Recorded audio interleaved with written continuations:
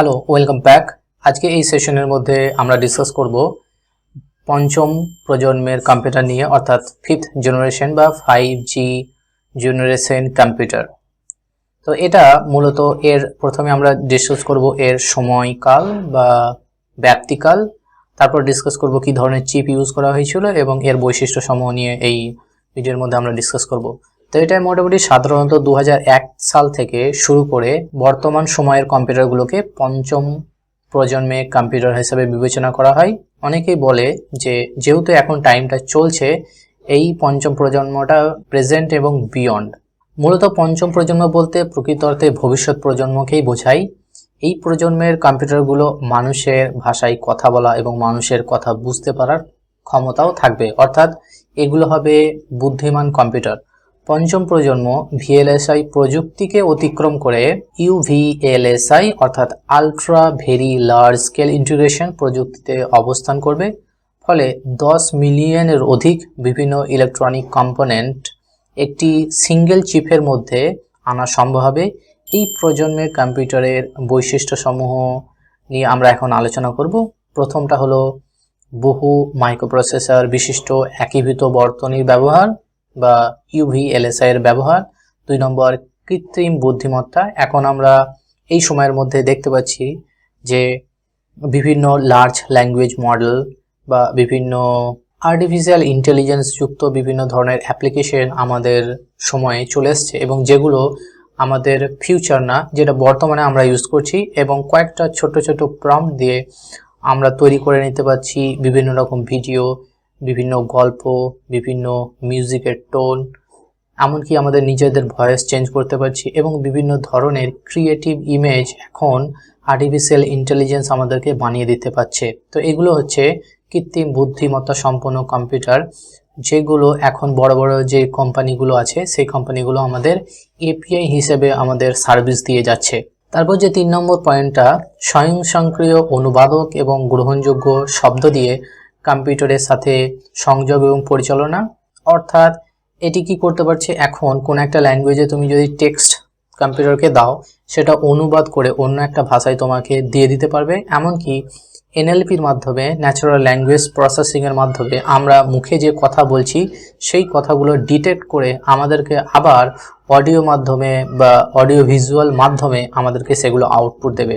তো দেখা যাচ্ছে ইনপুট এবং আউটপুটের যে প্রসেস ছিল আগে কেবলমাত্র কিবোর্ড এবং মাউসের দ্বারা, এখন আমরা বিভিন্ন উপায়ে ইনপুট দিতে পারছি এবং বিভিন্ন উপায়ে আউটপুট নিতে পারছি। অর্থাৎ টেক্সটের মাধ্যমে ইনপুট দিতে পারি, আমাদের ভয়েসের মাধ্যমে ইনপুট দিতে পারি, এমনকি ভিডিও ফাইল এবং ইমেজ ফাইল ইনপুট হিসাবে দিতে পারি, এবং আউটপুট হিসাবে আমাদের এগুলো টেক্সট থেকে শুরু করে ইমেজ, অডিও, ভিডিও সমস্ত কিছু আমাদের আউটপুট দিতে পারছে। তো সেই জন্য আমরা বলতে পারছি এগুলো শ্রবণযোগ্য শব্দ দিয়ে কম্পিউটারের সাথে আমরা সংযোগ এবং পরিচালনা করতে পারছি, যেখানে আমাদের টাইপ করার দরকারও পড়ে না কোনো সময়। 4 নম্বর যে পয়েন্ট, সেটা হচ্ছে প্রোগ্রাম সামগ্রিক ব্যাপক উন্নতি। আগে যেগুলো আমাদের মেশিন ল্যাঙ্গুয়েজে প্রোগ্রামিং করতে হতো, এখন কম্পিউটারকে যদি আমরা সিম্পল কিছু কমান্ড দিই, তাহলে প্রোগ্রামগুলো তারা নিজেরাই করে নিতে পারে। এবং আমাদের যদি কোনো একটা কম্পিউটারে আমরা প্রোগ্রাম করছি, কোনো একটা স্পেসিফিক জায়গাতে আমরা কি এরর করেছি, ভুল করেছি, এটা আর্টিফিশিয়াল ইন্টেলিজেন্স সেই এররগুলো ধরে সেগুলোকে আমাদের কনভার্ট করে বলে দেবে যে তুমি কোন জায়গাতে এরর করেছো, এবং সেটা ঠিক করে দেওয়ার ক্ষমতাও এখন এই পঞ্চম প্রজন্মের কম্পিউটারগুলোর মধ্যে আছে। তথ্য সংরক্ষণ ক্ষমতা বা তথ্য ধারণ ক্ষমতার ব্যাপক উন্নতি। এটার অর্থ কি, এখন আমরা কেবলমাত্র যে হার্ড ডিস্ক এর মধ্যে জমা রেখে দিতে পারছি তা না, আমরা যদি আমাদের কম্পিউটারের মধ্যে ডেটা সংরক্ষণ করে না রেখে দিতে চাই, বিভিন্ন সার্ভিস প্রোভাইডার আছে যাদেরকে কিছু পরিমাণ অর্থ প্রোভাইড করলেই তারা সেখান থেকে আমরা ক্লাউড স্টোরেজ নিতে পারবো, এবং ক্লাউড স্টোরেজের মধ্যে আমাদের ইচ্ছা মতো আমরা ডেটার সংরক্ষণ করার জায়গা কিনতে পারি এবং সেই জায়গাগুলোতে আমাদের ডেটাগুলো সংরক্ষণ করে রেখে দিতে পারি, এবং তার প্রাইভেসি তোমার হাতেই থাকবে। সেই ডেটাগুলো কখনো হারিয়ে যাবে না, বা সেগুলোর ব্যাকআপ হিসাবে ক্লাউড ম্যানেজমেন্ট সিস্টেমের জন্য যে কোম্পানিগুলো আছে সেগুলো তারা খুব সংরক্ষিতভাবে রেখে দেয়। তারপর 6 নম্বর পয়েন্ট, হার্ডওয়্যার এবং সফটওয়্যারের ব্যাপক ক্রমোন্নতি হয়েছে। 7 নম্বর পয়েন্ট, এটা গেল 6 নম্বর পয়েন্ট। এবার 7 নম্বর পয়েন্ট, অবিশ্বাস্য দ্রুত গতি সম্পন্ন ইন্টারনেট ব্যবস্থা।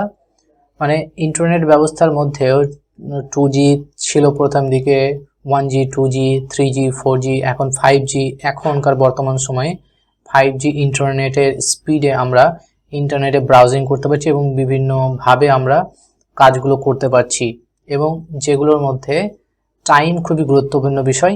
আগের যে টাইম লাগতো, সময় লাগতো, সেই টাইম এখন খুবই স্বল্প পরিমাণ সময়ের মধ্যে হার্ডওয়্যার ডিভাইসের উন্নতি হওয়ার ফলে অতি দ্রুত সম্পূর্ণ কাজগুলো করা সম্ভব হয়ে যাচ্ছে।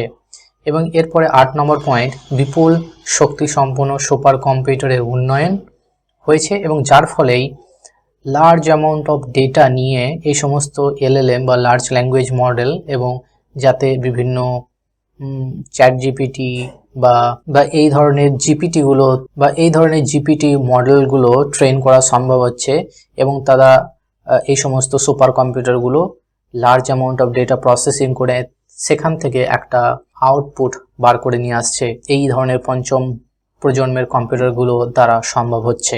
তো এই ছিল মোটামুটি আমাদের পঞ্চম প্রজন্মের কম্পিউটার সম্বন্ধে আলোচনা। আশা করি বোঝা গেছে।